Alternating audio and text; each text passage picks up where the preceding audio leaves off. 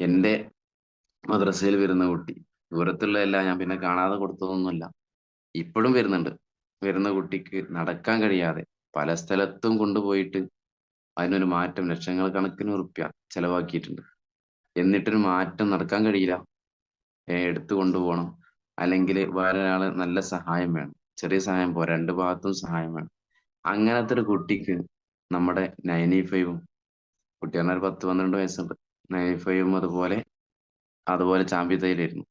95ഉം ചാമ്പി തൈലും അത് കൊടുത്തിട്ട് ഇപ്പോ അവരുടെ വിദ്യാലയങ്ങളിലേക്ക്, സ്കൂളിലേക്കും മദ്രസയിലേക്ക് സ്വന്തം നടന്നു പോകുന്നുണ്ട്. അഥവാ വയനാടും കിടത്തി ചികിത്സയും 6 മാസത്തെ ഓരോ കോഴ്സുകളും വയനാടായിട്ടും കോഴിക്കോടിന്റെ ഏതൊരു ഭാഗം പറഞ്ഞിരുന്നു, അവിടൊക്കെ കിടത്തി ചികിത്സ 6 മാസം നിന്നിട്ട് ചികിത്സ നടത്തും.